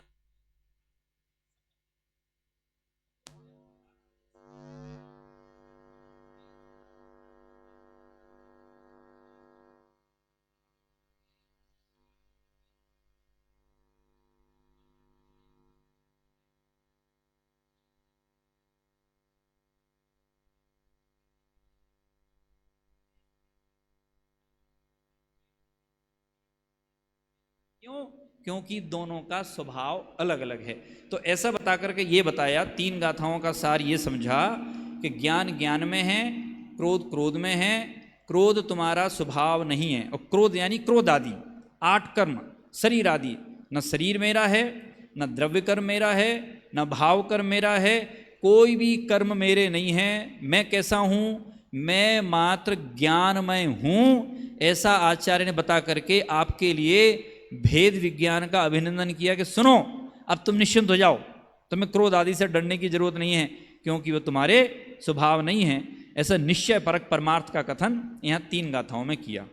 अब 184 और 85 गाथा ली, उसमें उदाहरण दिया, बहुत जोरदार गाथा है वो भी, अधिकारी पूरा अच्छा है, पर ये गाथा और अच्छी हैं। स्वर्ण का उदाहरण दिया। क्या स्वर्ण का उदाहरण दिया? कि स्वर्ण को कैसा भी तपाया जावे, लेकिन वह स्वर्ण हजारों कारण उत्पन्न होने के बाद भी अपने स्वर्णत्व को नहीं छोड़ता। ऐसे ही क्या कह रहे कि जिस जीव ने अपने ज्ञान का अनुभव कर लिया, अर्थात आत्मा का अनुभव कर लिया, उस जीव के हजारों कारण मिलाए जाने पर भी उसका वो ज्ञान भाव नहीं छूटता। और उसमें गहरी बात कही कि यह त्रिकाली ध्रुव ज्ञान की बात नहीं है, मतलब त्रिकाली ध्रुव मतलब कि सबका जो ज्ञान है ना, सबके ज्ञान की बात नहीं है। यहाँ तो जिस जीव ने सम्यक ज्ञान प्रकट किए ना, उस पर्याय की बात है, उस द्रव्य की बात नहीं है, पर्याय की बात है। अर्थात जिस जीव ने आत्मा का अनुभव कर लिया, जिस जीव को वस्तु स्वभाव का निर्णय हो गया, जिस जीव ने ये निर्णय किया है क्या कि सबका जीवन मरण सुख दुख अपने कर्म के उदय से होता है, और मैं शुद्ध स्वरूप हूँ, वस्तु का स्वरूप प्रत्येक द्रव्य का प्रणमन स्वतः प्रणमन करता है, जिसको ऐसा श्रद्धान हो गया, उस जीव के हजारों क्या, लाखों क्या, करोड़ों क्या, संख्यात क्या, असंख्यात क्या, अनंत कारण मिलने के बाद भी वो अपने श्रद्धान से रंच मात्र भी विचलित नहीं होता। जैसे स्वर्ण का उदाहरण दिया है। अब विचलित क्यों नहीं होता है वो? क्योंकि उसका जो श्रद्धान है ना, वास्तव में भेद विज्ञान का, तो भेद विज्ञान का वस्तु स्वभाव का उसका श्रद्धान है, वो वस्तु स्वभाव का उसका इतना दृढ़ निश्चय है, उसकी अनंतानुबंधी कसाय चली गई तो अनंतानुबंधी संबंधी उसको राग नहीं होगा। ऐसा भी लिखा आचार्यों ने कि उपयोग तो बाहर में अन्यत्र दिखाई दे सकता है, दिखाई देगा, लेकिन वो अपना उसका जो श्रद्धान है, आत्मा का अनुभव है, जो उसने किया है कि मैं इन क्रोध आदि से बंधा हुआ नहीं हूँ, मैं शुद्ध स्वरूप एक भगवान आत्मा हूँ, उसमें किंचित मात्र भी उसके विचलितपना आने वाला नहीं है। और कह रहे अज्ञानी कैसा है कि अज्ञानी अज्ञान अंधकार से आच्छादित होने के कारण उसमें भेद विज्ञान की बुद्धि नहीं है, क्योंकि उसने पर को कर्ता माना है, क्योंकि वो अपने को बंधा हुआ मानता है, वो अपने को शुद्ध स्वभाव वाला नहीं जानता है। ऐसा 184 और 85 नंबर की दो गाथाओं में ये कहा कि ज्ञानी किसी भी परिस्थिति में कोई भी कारण होने पर, वज्रपात होने पर भी वह अपने श्रद्धांश से च्युत नहीं होता, अर्थात अनंत आनंदी कसाय उसकी जागृत नहीं होती है। फिर आगे की क्या कह रहे हैं, टाइम है अभी? हाँ करता हूँ, कर लूँगा पूरा टाइम में। आगे की फिर गाथा कौन सी है? 186 नंबर की गाथा, बड़ी प्रसिद्ध गाथा है। जो जानता मैं शुद्ध हूँ वह शुद्धता को प्राप्त हो, जो जानता अविशुद्ध हूँ अविशुद्धता को प्राप्त हो। जो जानता है कि मैं शुद्ध हूँ, ये कर्मादिक मेरे नहीं है, मैं इनसे बना नहीं हूँ, वह शुद्धता को प्राप्त होता है, वह ज्ञानी है। उसके अविच्छिन्न धारा प्रवाह में वह ज्ञान प्रवाह निरंतर बहता रहता है। और जो ये जानता है कि मैं अशुद्ध हूँ, कर्मादि से बंधा हुआ हूँ, कर्मादि का करता हूँ, कह रहे वह अशुद्ध है, वह संसार सागर में रुड़ता है। ऐसा क्रम बताया है कि वह जीव अपने उस अभिच्छन्न धारा रूप ज्ञान से सम्यक्त्व की प्राप्ति कर लेता है। इसी को जोड़ करके 127 नंबर के कलश में तो आप पढ़ना, भेद विज्ञान की पूरी विधि बता दी। क्या विधि बताई? कि सबसे पहले तो देव शास्त्र गुरु का निर्णय करना, उन पर श्रद्धान करना, उनकी कही हुई वाणी से समझ पूर्वक सम्यक निर्णय करना, और उन्होंने जो भेद विज्ञान की विधि बताई है, जिनेंद्र देव की वाणी में आई है, उस भेद विज्ञान की विधि को बार बार धारा प्रवाही रूप में चिंतन करना। कर ऐसे करते करते प्रायोग लब्धि से तुम करण लब्धि में पहुंच जाओगे। और करण लब्धि में आपने जो पहले आपको विकल्प खड़े हुए, वह विकल्प वज्र के समान दृढ़ होंगे, और जब वे विकल्प स्वतः निर्विकल्प रूप में आ जाएंगे तो उसका नाम आत्मा का अनुभव है। आत्मा का अनुभव हो जाएगा और आगे जाकर के वही केवल ज्ञान रूप में परिवर्तित हो जाएगा। फिर आखिरी 3 गाथाएं आई, 187, 88, 89 नंबर। तो 89 नंबर की गाथा में भी यही कह दिया कि सुनो, तुम जब ये जो कर्म भाव आदि हैं, क्रोध आदि भाव हैं, 8 कर्म आदि हैं, पुण्य पाप आदि हैं, इन सब से तुम जब भेद विज्ञान करोगे कि ये मेरे नहीं हैं, और निज आत्मा को ही, स्वभाव को ही अपना जानोगे, मानोगे और श्रद्धान करोगे, तो अल्प काल में तुम्हें सिद्ध अवस्था की प्राप्ति हो जाएगी। ऐसी ये 9 गाथाएं हैं। भेद विज्ञान का अभिनंदन, सीधा सा क्रम बना कि भेद विज्ञान करना, स्वपर को जानना, अर्थात मैं हूँ, पर है, उसका नाम है भेद विज्ञान। भेद विज्ञान से आत्मा का अनुभव होता है, आत्मा की उपलब्धि होती है, आत्मा की उपलब्धि से आश्रव का निरोध होता है, वही संबर है, और वह संबर ही आगे जाकर के मुक्ति की प्राप्ति में सहायक बनता है। इस प्रकार से 9 गाथाओं में भेद विज्ञान की बात आई है। आपको भेद विज्ञान की बात समझ में आई है और भेद विज्ञान नियम से करेंगे, ऐसी मेरी मंगल भावना है। बहुत बहुत धन्यवाद आदरणीय गौरव जी भाई साहब का, कि जिन्होंने भेद विज्ञान का अभिनंदन किस प्रकार से ज्ञानी जीव करते हैं उसे अब हम सभी के समक्ष प्रस्तुत किया। आदरणीय भाई साहब की पीएचडी भी अभी उन्होंने प्राप्त की है, जिसका विषय है जैन दर्शन में आत्मानुभूति का स्वरूप। अब आगे संवर अधिकार में हम आगे बढ़ते हैं और चतुर्थ वक्ता हैं पंडित श्री देवेंद्र जी भाई साहब बिजौलिया, जिनका विषय है आश्रव का क्रम और उसके अभाव का कारण। आदरणीय भाई साहब का मैं परिचय दूं। जब हम गुरुदेव श्री के प्रवचन सुनते हैं और गुरुदेव श्री के प्रवचन में जो हिंदी सबटाइटल आप सभी को देखने को मिलते हैं, जिसके माध्यम से लगभग 80% जो श्रोता हैं गुरुदेव श्री के प्रवचन को समझ पाते हैं, वो कार्य आदरणीय भाई साहब ने ही किया है। चाहे प्रवचन गुजराती भाषा में हो या हिंदी भाषा में हो, उसका स्क्रिप्ट निकाल के हमें देना और उसके माध्यम से हम गुरुदेव श्री के प्रवचनों को समझ पा रहे हैं। कल भी हमने आदरणीय भाई साहब के वक्तव्य का लाभ लिया था, आज भी हम भाई साहब के वक्तव्य का लाभ लेंगे। मैं आमंत्रित करता हूं आदरणीय देवेंद्र जी भाई साहब को। हम सभी जोरदार करतल ध्वनि के माध्यम से आदरणीय भाई साहब का स्वागत करते हैं।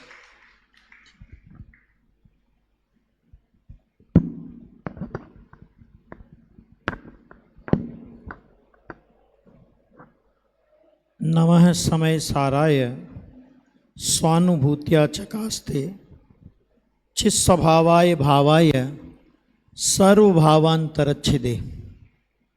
समय सार की इस संगोष्ठी में आज 2 अधिकारों पर चर्चा हुई। पहला अधिकार अभी जो चर्चा में था वो आश्रव का अधिकार था, और उसके बाद दूसरा अधिकार आया वो संवर का अधिकार आया। आपको कुछ गड़बड़ नहीं लगी इसमें? हमने तो तत्वों के नाम सुने, तो आश्रव के बाद बंध, और यहां आश्रव के बाद संवर। ऐसा क्यों? इसमें एक शैली है, शैलीगत विशेषता है ये, कि जहां आश्रव के बाद बंध की चर्चा आती है वो आगम शैली है, जहां आश्रव से बंध होता है ये बताना है। और समय सार की ये शैली, ये अध्यात्म शैली है। ये समय सार की शैली ये नहीं बताती कि आश्रव से बंध होता है, ये कहते हैं आश्रव के अभाव पूर्वक संवर होता है। और आपने देखा होगा कि आश्रव अधिकार की भी जब चर्चा चली थी तो ये नहीं बताना था उसमें कि आश्रव कैसे होता है। आश्रव अधिकार इस बात के लिए समर्पित था कि ज्ञानी निराश्रव होते हैं। और संवर में तो गजब ही कर दिया। संवर के अधिकार को मैं बहुत सरल और संक्षिप्त शब्दों में कहूं तो ये मैं तू का अधिकार है। क्या, कौन सा अधिकार है? मैं तू। मैं हूं और तू है। हम मैं तू तो करते हैं ना। मैं तू माने भेद ज्ञान का अधिकार है। भेद ज्ञान वो जड़ी बूटी है, भेद ज्ञान वो शस्त्र है जो अनादिकालीन आश्रव को, जो इतना उद्धत हो गया, जो इतना घमंडी हो गया, जिसका पावर इतना चढ़ गया कि जो ये मान के बैठा है कि मैंने तो बड़े बड़े लोगों को, भले ही कसाई की मंदता करके 9वें ग्रेवक तक चले गए हों, लेकिन उस राग में धर्म मान करके, मनवा करके मैंने उनको वापस उनके ठिकाने पहुंचा दिया। और ठिकाना है, गुरुदेव की भाषा में कहें तो उनको उनके पीहर पहुंचा दिया, निगोद पहुंचा दिया। कहते ऐसे आश्रव को, जिसको मदोन्मत्त हो गया था, उस आश्रव को एक क्षण में जिसने जीत लिया उसका नाम है संवर। और एक बार संवर की दशा प्रकट हुई तो कलश का मंगलाचरण जब आप पढ़ोगे, इस अधिकार का मंगलाचरण, कि उसने सदा के लिए विजय प्राप्त की है ना। ऐसा बहुत गजब का अधिकार है, वास्तव में रोम रोम पुलकित हो जाए ऐसा अधिकार है। अपना विषय जो है कि संवर में जो ये अपना जो संवर का क्रम क्या है, और इसके लिए मुझे जो गाथाएं दी गई है वो 190 नंबर से 190, 91 और 92 नंबर की गाथा है। इसमें बहुत मार्मिक बात आचार्य भगवान ने मूल में ये बात कही कि इस जीव को जो परद्रव्य माने कर्म और आत्मा के प्रति, रागादि और आत्मा के प्रति, शरीर आदि और आत्मा के प्रति, यानी सरल भाषा में कहें तो द्रव्य कर्म, भाव कर्म और नो कर्म, इनके प्रति जो एकत्व बुद्धि रूप अध्यवसाय है, इनके प्रति जो अपनत्व रूप अध्यवसाय है, कि वो अध्यवसाय मिथ्यात्व, अज्ञान, अविरति, योग का कारण है। यानी कहने का मतलब क्या है कि जब तक हमारी पर द्रव्यों के अंदर एकत्व बुद्धि रहेगी, पर द्रव्यों के अंदर, पर भावों के अंदर जब तक हम उनको अपना मानते रहेंगे, उनको अपना मानना, उसको अध्यवसाय कहा। और उस अध्यवसाय को कहा कि ये अध्यवसाय मिथ्यात्व को उत्पन्न करता है, ये अध्यवसाय अज्ञान को उत्पन्न करता है, ये अध्यवसाय अविरति को उत्पन्न करता है, ये अध्यवसाय योग को उत्पन्न करता है। इसको अपन दो तरह से समझ सकते हैं कि ये अध्यवसाय मिथ्या दर्शन, मिथ्या ज्ञान और मिथ्या चारित्र को उत्पन्न करता है। और छड़ाला में अपन पढ़ते हैं, ऐसे मिथ्या द्रग ज्ञान चरण वश भ्रमत भरत दुख जन्म मरण। ठीक है, और इसी को दूसरी भाषा में कहें तो मिथ्यात्व, अविरति, प्रमाद, कषाय और योग। मिथ्यात्व को अज्ञान में, अज्ञान को मिथ्यात्व में गर्भित कर लीजिए, और अविरति, प्रमाद, कषाय और योग। तो कभी कभी अकेली अविरति बोलते हैं तो वहां प्रमाद और कषाय को उसमें गर्भित कर लेंगे, और कभी कषाय बोलते हैं तो वहां अविरति और प्रमाद को उसमें गर्भित कर लेंगे। कहने का मतलब ये कि जितने भी ये बंध के कारण हैं, आश्रव के कारण हैं, संसार में परिभ्रमण के कारण हैं, इनका एकमात्र मूल है पर द्रव्य और पर भावों में अपनत्व की बुद्धि। और अब आपको समझ में आया होगा कि इस अधिकार में भेद विज्ञान का अभिनंदन क्यों किया, कि जहां ये परद्रव्य के प्रति अभिनंदन की, परद्रव्य के प्रति एकत्व की बुद्धि टूटी, कि सारे संसार का मूल उड़ गया।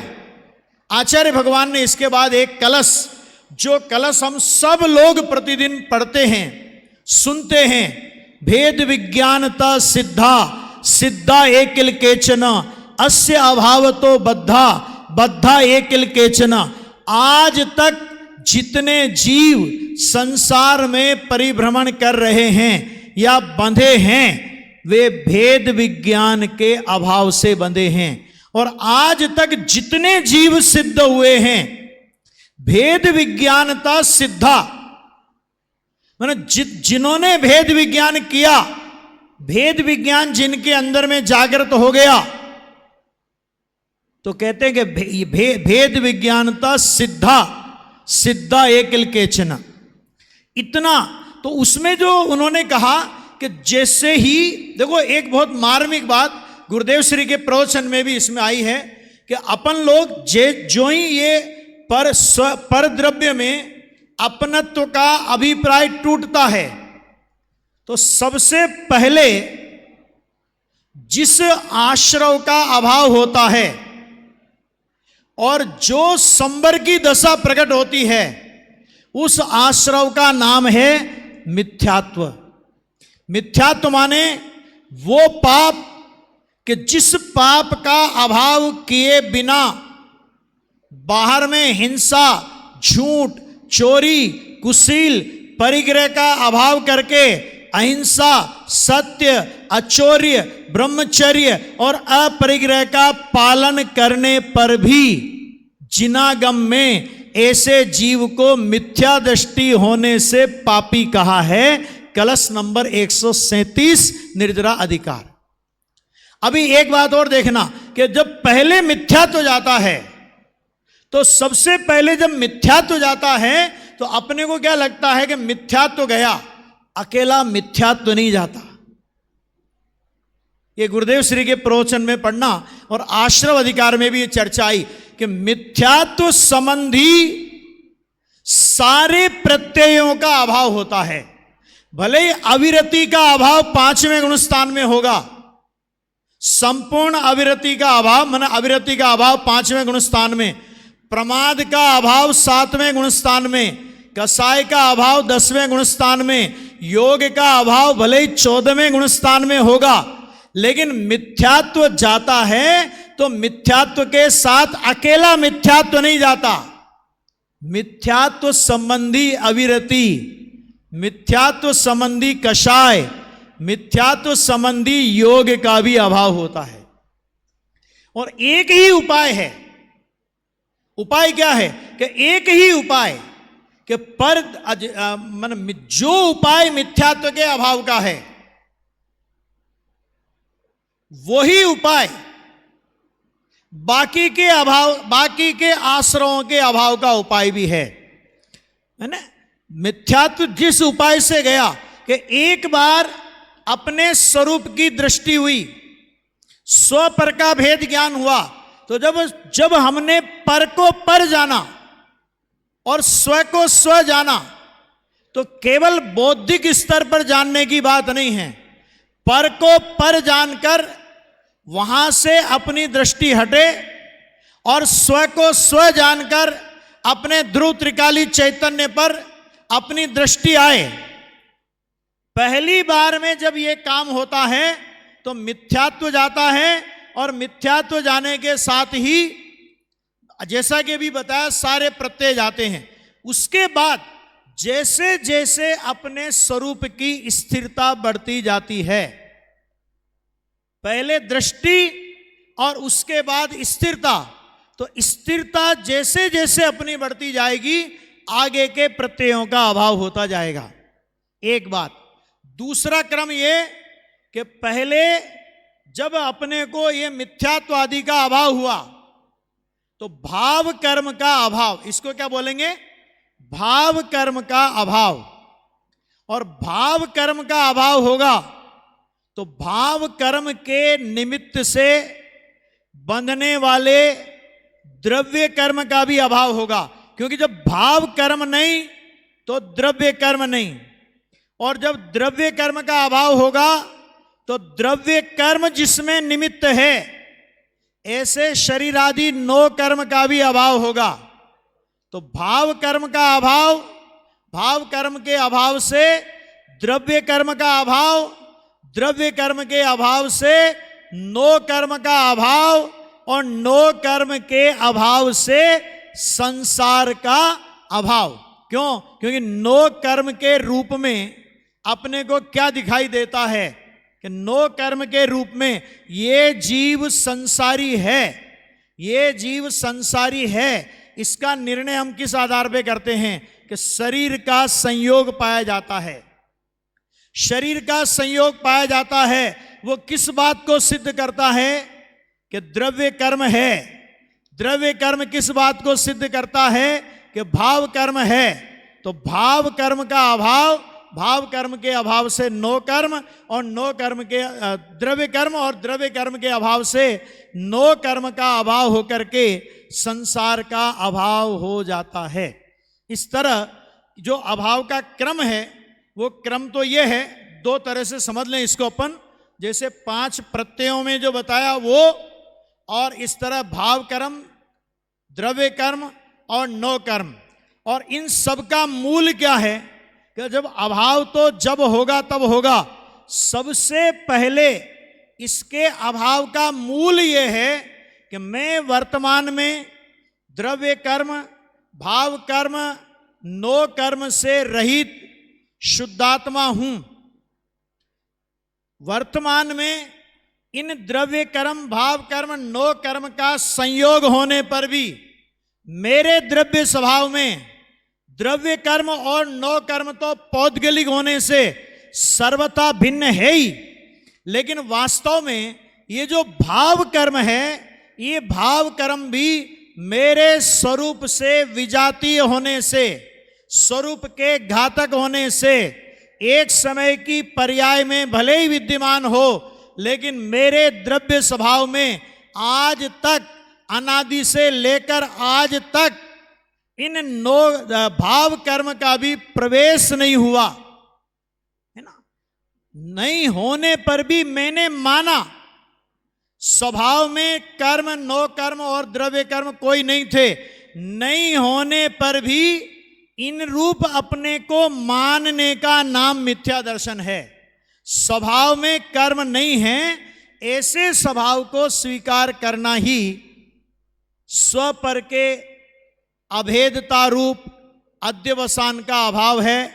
और जब ऐसा अध्यवसान का अभाव होता है तो अध्यवसान जिसका कारण होता है, ऐसे मिथ्यात्वादि का अभाव होकर के हमारे जीवन में अत्यंत शांति की उपलब्धि होती है, आनंद की अनुभूति होती है।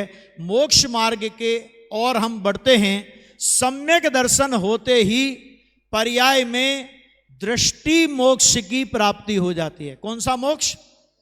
शक्ति रूप मोक्ष, अपना भगवान आत्मा। दृष्टि मोक्ष, सम्यक दर्शन। मोह मुक्त मोक्ष, 12वां गुणस्थान। जीवन मुक्त मोक्ष 13वां गुणस्थान, देह मुक्त मोक्ष सिद्ध दशा। लेकिन इन सब का मूल कारण एकमात्र शक्ति रूप मोक्ष स्वरूप भगवान आत्मा। सम्यक दर्शन हुआ। समय सार के 198 नंबर के कलश में आचार्य भगवान ने कहा स ही मुक्त एव, कि सम्यक दर्शन हो गया। आचार्य कहते हैं ऐसे जीव को कि स ही मुक्त एव, सम्यक दर्शन होते ही समय सार उस ज्ञानी धर्मात्मा को आश्रव से क्लीन चिट देता है, बंध से क्लीन चिट देता है। ज्ञानी को आश्रव है ही नहीं, ज्ञानी को बंध है ही नहीं, क्योंकि उसने निराश्रवी और अबंध तत्व जिसको दृष्टि में आया, उसके अल्प बंध को, अल्प आश्रव को, अल्प विकार को, अल्प कर्म को गौण करके उसको सिद्धों की श्रेणी में बैठा देते हैं आचार्य भगवान।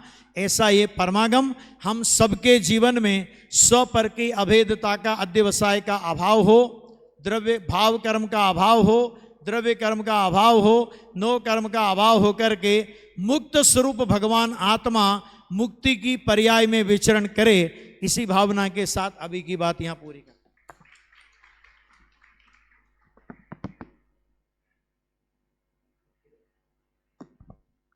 बहुत बहुत धन्यवाद आदरणीय देवेंद्र जी भाई साहब का, कि जिन्होंने हमें आश्रव का क्रम और उसके अभाव का कारण इस विषय के माध्यम से संवर अधिकार में इन गाथाओं का क्या मर्म है उसे समझाया। भरत चक्रवर्ती के जीवन में भी हम उसी चीज़ को देख रहे थे, जिस प्रकार से चर्चित जी भाई साहब के विषय में हमने देखा कि बाहुबली दीक्षा लेके जा रहे हैं और वो बहुत दुखी हो रहे हैं, लेकिन अपने आप को संभाल भी रहे हैं। तो किस प्रकार से अबुद्धिपूर्वक राग से भी वो अपने आप को अलग करना चाहते हैं उसे हमने देखा। स्वानुभूति दीदी के विषय में कि कर्म का उदय आए उसमें भी लिप्त नहीं होना। चक्र ये मजबूरी पैदा कर रहा है कि आप लड़ाई करो, लेकिन वो लड़ाई नहीं कर रहे हैं, वो चक्र से भी कह रहे हैं कि हे चक्र तू मुझे नहीं चाहिए, जा मेरे भाई के पास। लेकिन परिद्रव्य में कुछ कर नहीं सकते ना, तो चक्र में भी कुछ कर नहीं पाए, चक्र वापस उन्हीं के पास आ गया।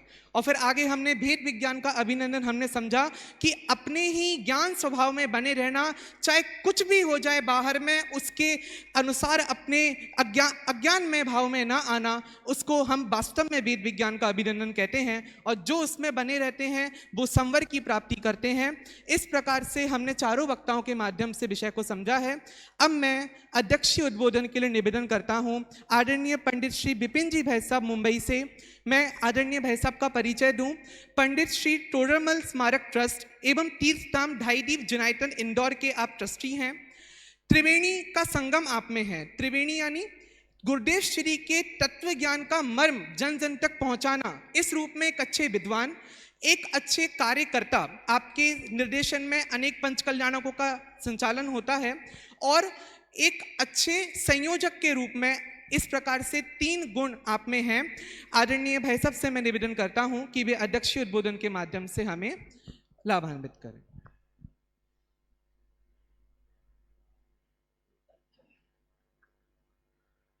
जय श्री ओम नमः सिद्धेभ्य।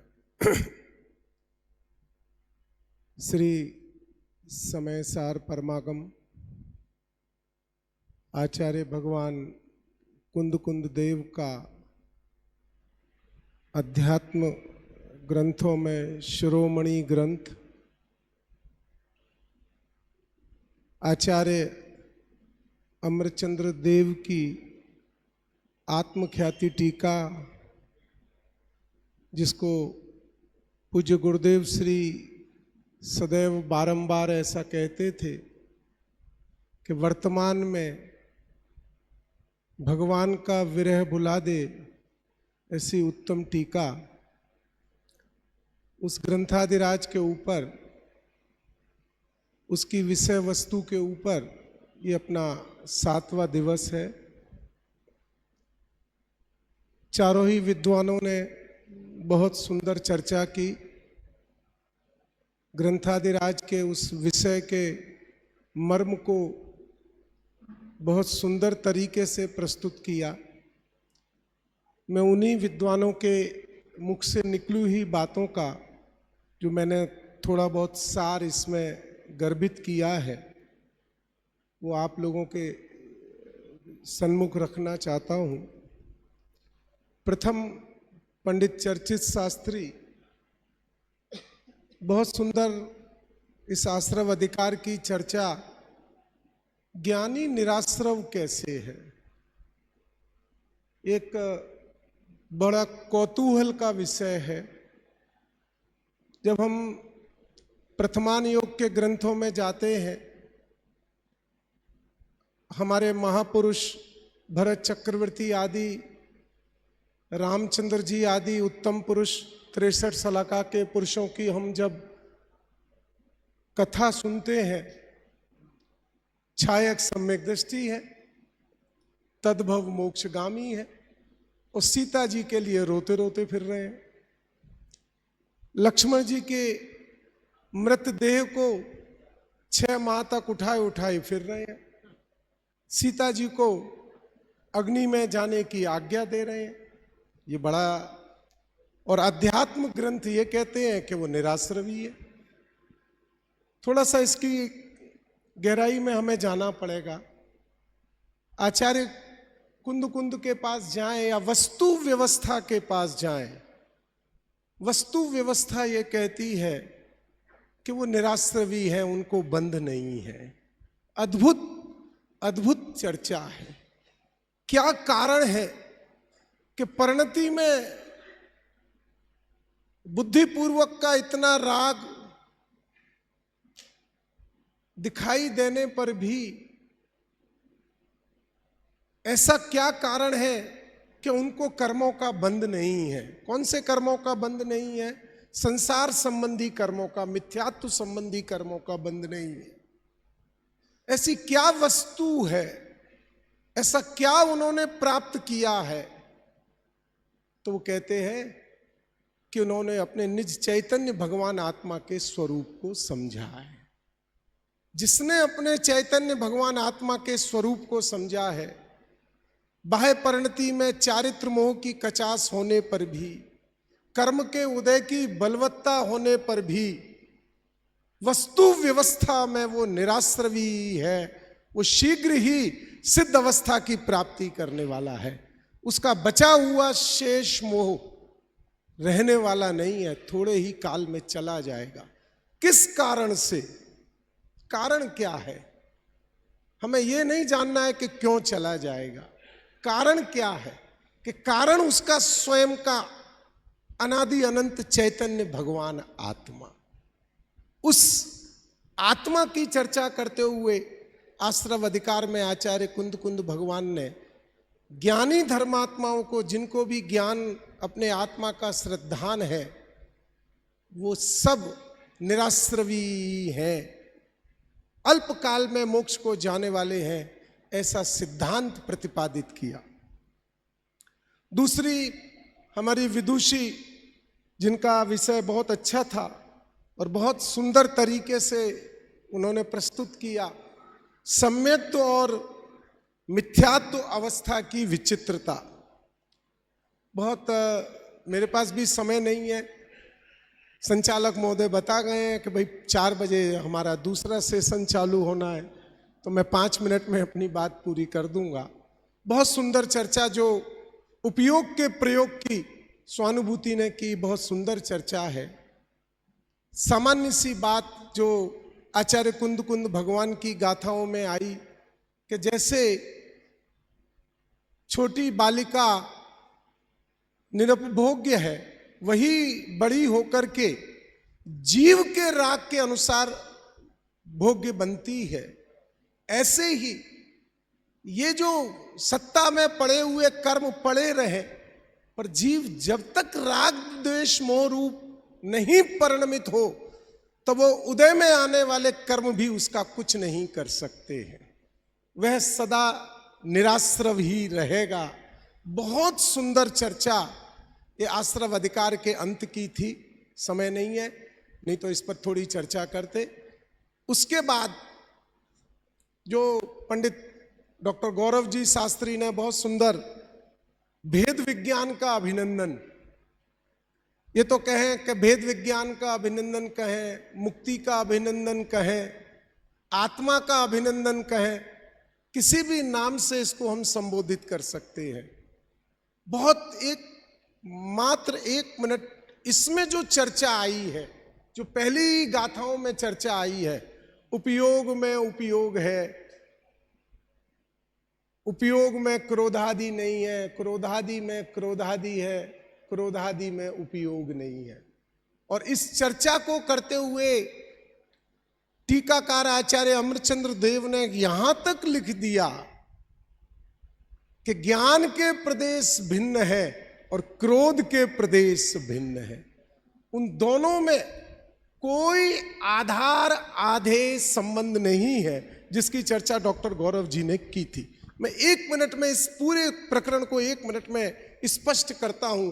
जो आचार्य देव टीकाकार ने लिखा है उसमें वो ये कहते हैं कि लोक में 6 द्रव्य हैं, जीव, पुद्गल, धर्म, अधर्म, आकाश और काल। सब 6 द्रव्य कहां रहते हैं? आकाश में रहते हैं। कहां रहते हैं?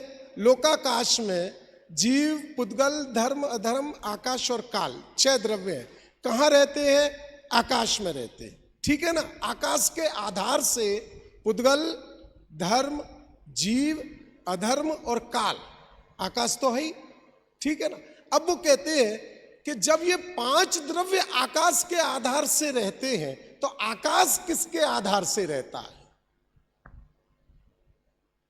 प्रश्न समझ में आया? आकाश किसके आधार से है? कि नहीं नहीं, आकाश तो स्वयं के आधार से है। क्या उत्तर दिया वहां आचार्य भगवान ने? वस्तु व्यवस्था से क्या उत्तर निकल करके आया?